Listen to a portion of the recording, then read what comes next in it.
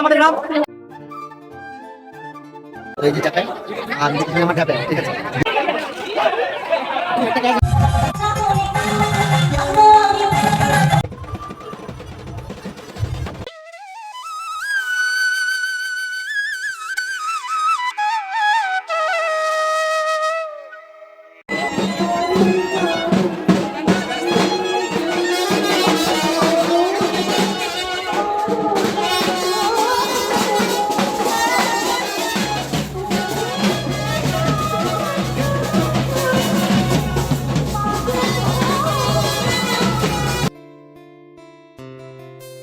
Hello বন্ধুরা, welcome to my channel Somshankha official. তো চলে এসেছি আরও একটা নতুন ব্লগ নিয়ে তোমাদের কাছে। তো তোমাদেরকে অনেক অনেক স্বাগত জানাই আমার এই নতুন ব্লগে। আজকের যে ব্লগটা সেটা একটু অন্য ধরনের ব্লগ, তোমরা দেখতেই পাবে। তো তোমরা দেখতে থাকো লাস্ট অবধি। আর এই যে এখানে সমস্ত মহিলা থেকে শুরু করে মেয়ে যারা যারা দণ্ডি কাটছে, এখানে এইভাবেই দণ্ডি কাটা হয়। তোমরা নিশ্চয়ই জানবে যে দণ্ডি কাটা কাকে বলে। কোনো মানুষ যখন ভগবানের কাছে কিছু প্রার্থনা করেন, তখন সেটা যখন পূরণ হয়ে যায়, তখন এভাবে এখানে দণ্ডি কাটার নিয়ম আছে। তো দণ্ডি কাটাতে অনেকটাই কষ্টকর। আমি দেখছিলাম যে 3-4 বার পাক দিয়ে দিয়ে মন্দিরের চারপাশ ঘুরে ঘুরে দণ্ডি কেটে কেটে তারপরে সে পুকুরে সামনে একটা পুকুর আছে মন্দিরের পেছন দিকে, সেইখানে স্নান করতে হয়। তো এই যে এর পাড়ার একটা বাচ্চা মেয়েকে কোলে নিয়েছিল বর। আর এখানে সবাই সন্ধেবেলা পুষ্পাঞ্জলি দিতে এসেছিল, কারণ যারা যারা উপোস ছিল মায়ের অঞ্জলি দেওয়ার জন্য। তো আমি উপোস থাকতে চেয়েছিলাম, কিন্তু বর বলল যে আমি উপোস থাকতে পারবো কি পারবো না। তার জন্য বর বলল সে নাকি একাই উপোস থাকবে। তার জন্য এই যে এখানে বসে পড়েছে সবার মাঝে পুষ্পাঞ্জলি দেওয়ার জন্য মায়ের। আর এখানে একটা নতুন নিয়ম দেখলাম যে পুষ্পাঞ্জলি দিতে গেলে সবাইকে লাইন দিয়ে বসিয়ে দেওয়া হয়। যেমন আমরা পুজো প্যান্ডেলে বা কোথাও খেতে গেলে যেভাবে বসে পড়ি, তো সেইভাবেই এখানে পুষ্পাঞ্জলি দিতে গেলেও বসিয়ে দেওয়া হয় সবাইকে, যাতে কোনো রকম ঝামেলা না হয়। আর পুষ্পাঞ্জলি দেওয়ার পরে যখন ফুলটা এভাবে ছুঁড়ে ছুঁড়ে ফেলা হয় না, পুরোহিত মশাই ওইখানে সবার কাছে গিয়ে গিয়ে ফুল সংগ্রহ করেন থালায় করে।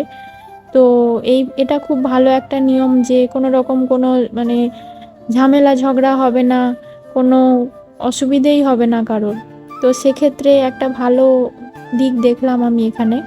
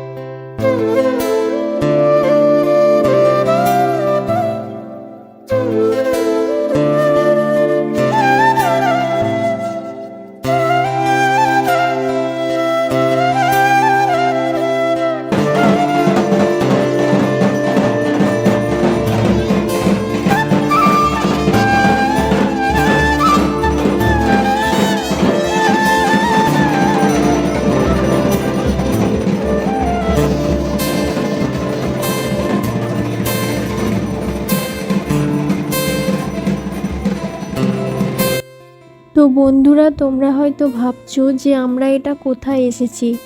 আমি আর বর এসেছি বরের মাসির বাড়ি, যেটা হচ্ছে খড়গপুরে। এই ভিডিওটা হচ্ছে অনেক দিন আগের ভিডিও, আপলোড করা হয়নি। তার জন্য দেখলাম যে এখনও ভিডিওটা পড়ে আছে, ওই জন্য এখন আপলোড করে দিচ্ছি। এটা হচ্ছে পুরী যাওয়ার আগের ব্লগ। ওখানে অনেক ধুমধাম করে মা শীতলা মায়ের পুজো হয়, এবং শীতলা মায়ের পুজোতে এত লোকজন হয়, এত ধুমধাম করে পুজো হয়, দেখতেও অনেক ভালো লাগে। তো আমরা ওখানে গেছিলাম পুজো দেওয়ার জন্য। এবং ওখানে মাসির বাড়ি ছিল, তো মাসিদের সাথে সবার সাথে দেখাও হয়ে গেছিলো।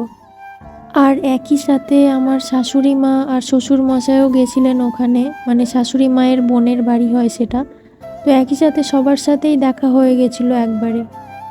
আর এখানে সন্ধ্যা আরতির সময় প্রচণ্ড পরিমাণে বম ফাটছিল, কারণ এটাই এখানকার নিয়ম। তো তার জন্য অনেকে দেখতেই পাচ্ছ কানে হাত দিয়ে রেখেছিল, কারণ কন্টিনিউ বম ফেটেই যাচ্ছিল। আমারও একটু অসুবিধে হচ্ছিল। তো তারপরে তো দেখতেই পাচ্ছ পুজো কিভাবে হচ্ছে, আরতি কিভাবে হচ্ছে। তোমরা দেখতে দেখতে থাকো লাস্ট অবধি, আরও অনেক কিছু দেখতে পাবে। আর শুনেছি এখানকার শীতলা মা নাকি অনেক বেশি জাগ্রত, উনি সবার মনের ইচ্ছা পূরণ করেন। আর এখানে মায়ের ভোগ হিসেবে অনেক বড় বড় বাতাসা দেওয়া হয়। আমরা যেরকম বাতাসা দোকানে কিনতে পাই, যেরকম ছোট ছোট সাইজের, ওই সাইজের বাতাসা এখানে মাকে দেওয়া হয় না। এখানে অনেক বড় বড় সাইজের বাতাসা দেওয়া হয়। সেই বাতাসার ভিডিওটা হয়তো করা হয়নি, আমার ভুলে গেছি। কিন্তু তোমরা যদি কোনোদিন এখানে আসো দেখতে পাবে যে অনেক বড় বড় সাইজের বাতাসা দেওয়া হয়, থালার মতো সাইজের। ওই রকম বাতাসা ছাড়া নাকি এখানে পুজো হয় না। আর অনেকজন পুরোহিত মিলে এখানে অনেক ধরনের ভোগ রান্না করেন। তো ওই ভিডিওটাও তোমরা দেখতে পাবে যে একসাথে 5-6টা উনুন জ্বালিয়ে অনেকজন পুরোহিত মিলে এখানে মায়ের জন্য ভোগ রান্না করেন। তো তারপরেই মাকে ভোগ দেওয়া হয়। পাড়ার সবাই এখানে ভোগের জন্য সব কিছু রেডি করে দেন। অনেকে ডালা দেয়, অনেকে অনেক কিছুই দেয়। অনেকে আবার মাকে সোনার জিনিস, রূপোর জিনিস গিফট করেন, অনেক কিছুই দেয় আমি দেখলাম। তো সব কিছু মিলে অনেকটাই ভালো লাগছিল।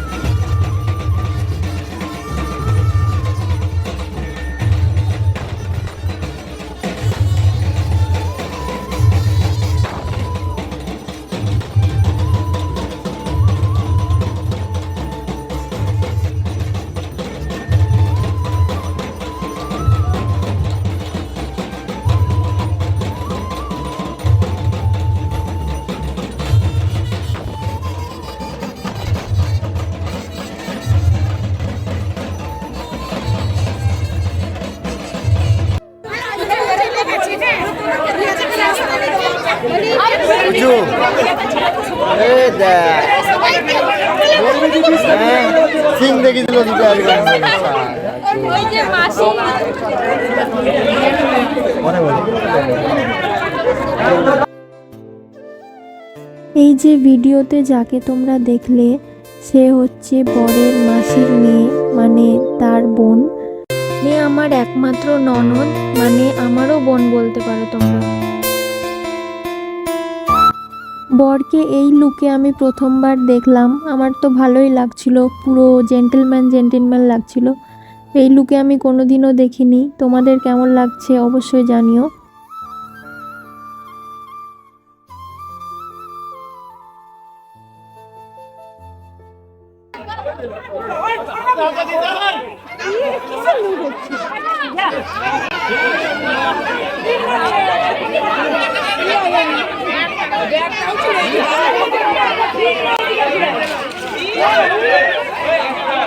একটা ক্যাশ ধরেছি হাতে ধরে।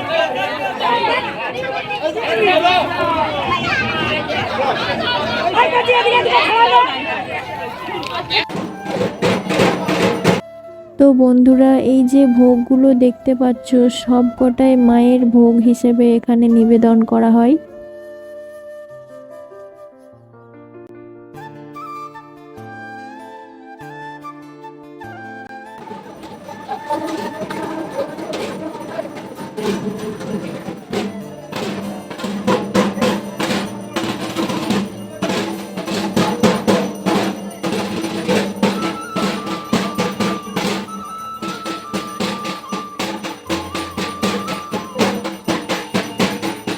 গাইস আজকে শীতলা পূজা চক গোবিন্দ খড়গপুরে। তো এই যে চ্যাপায় আর এই যে পিছনে আমার ঢ্যাপে, ঠিক আছে, দুজন এই তিনজন আর সবাই ফ্যামিলির সবাই এধার ওধার আছে। সব ভোগ দেওয়া হচ্ছে ওদিকে। বৃষ্টি শুরু হয়ে গেছে, মাথায় দু এক ফোঁটা বৃষ্টি পড়ছে অলরেডি। তো আমরা ভোগ টোগ নিয়ে বাড়ির দিকে যাই, তারপরে আবার তোমাদেরকে দেখাবো রাত্রে খাওয়া দাওয়া।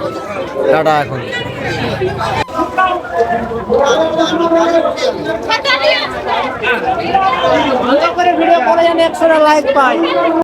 নমস্কার, আমার নাম আবির, এটা আমাদের গ্রাম।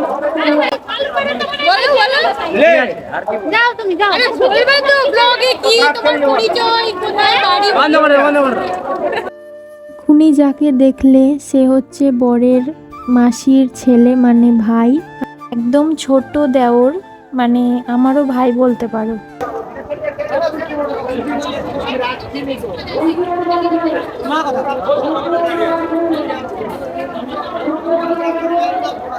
তো বন্ধুরা, তোমরা দেখতেই পাচ্ছ যখন পুজো শেষ হয়েছে তার সাথে সাথেই এত জোরে বৃষ্টি আরম্ভ হয়ে গেছে যে আমরা মন্দির থেকে বাড়ি ফিরতে পারছিলাম না, কারণ একটু মন্দির থেকে বেরোলেই পুরো ভিজে যেতাম, এত জোরে বৃষ্টি হচ্ছিল। তার জন্য আমরা এখানে অপেক্ষা করছিলাম যতক্ষণ না বৃষ্টি থামছে।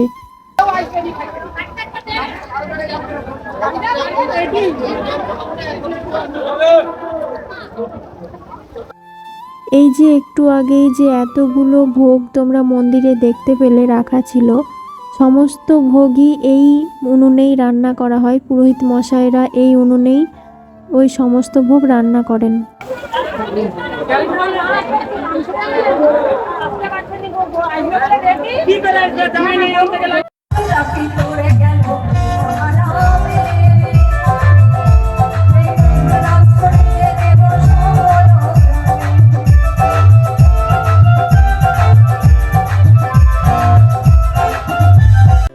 পরের দিন এখানে সন্ধেবেলা থেকে শুরু হয়ে যায় যাত্রাপালা, যেখানে বাইরের যাত্রার দল ভাড়া করে আনা হয়। এখানে একজন ভদ্র মহিলা এসেছিলেন, যিনি যাত্রা শোনাচ্ছিলেন, গান শোনাচ্ছিলেন, কারণ প্রত্যেক বছরই এখানে মা শীতলা মায়ের পুজোর সময় এই যাত্রাপালা এখানে অনুষ্ঠিত হয়। তো আমার তো খুবই ভালো লাগছিল। দেখতেই পাচ্ছ যে গ্রাম সেহেতু সবাই মিলে একসাথে এখানে একজোট হয়ে সব যাত্রা শুনতে আসে। তো একইভাবে আমিও এখানে সবার সাথে মন্দিরের যেখানে পুজো হচ্ছিল সেখানে যাত্রা শুনতে বসে পড়েছিলাম।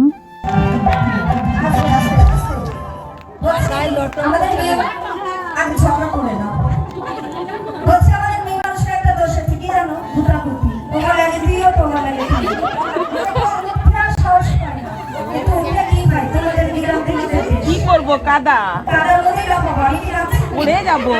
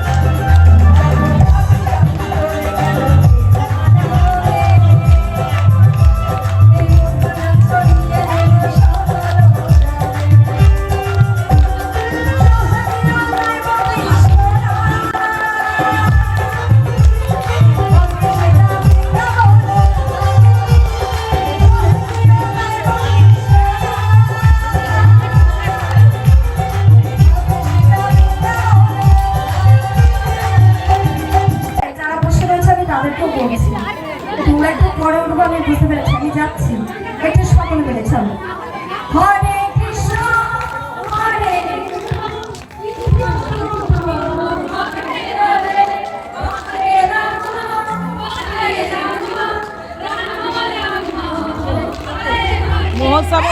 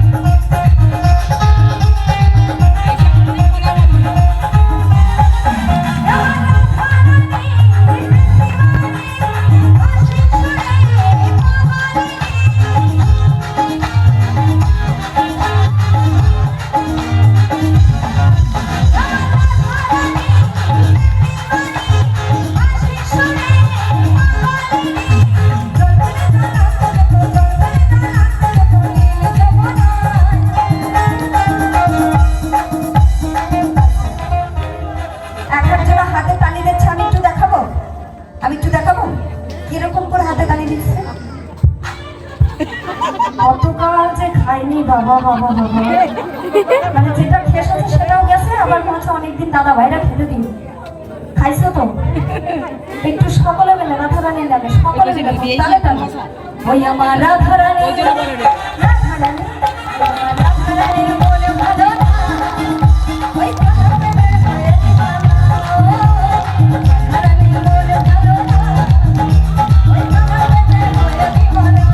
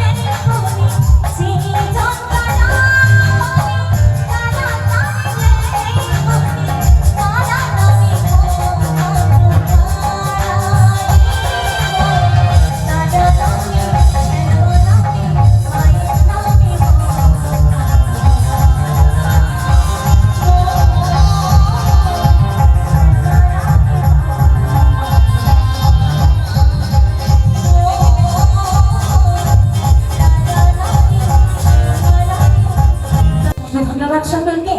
আচ্ছা সকলে ভালো আছেন তো নাকি? সকলে ভালো আছো তো? কারণ সত্যি কথা বলতে খুব গরম লাগছে নাকি? আচ্ছা কি নাচানাচি গান হবে নাকি সকলের জন্য? হ্যাঁ কি নাচানাচি গান হবে? আচ্ছা ঠিক আছে, চলো গিয়ে শুনে সকলে একটু পরিচিত গান, আশা করি সকলে ভালো লাগবে।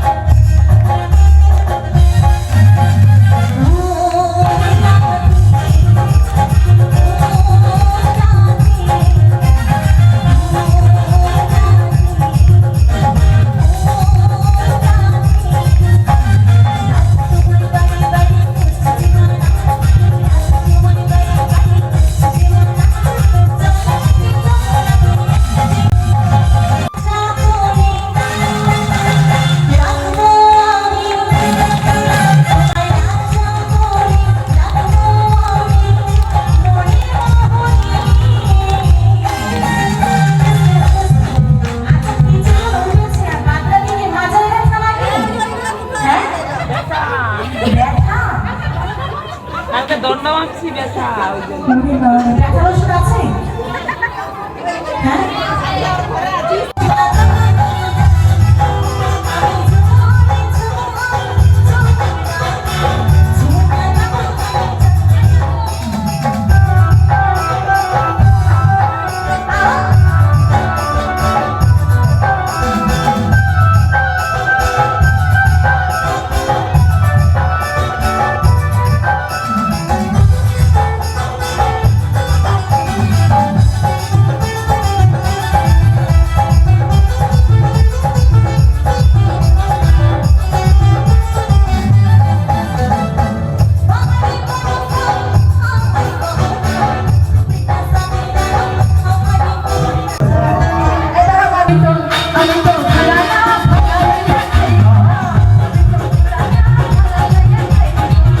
শীতের কথা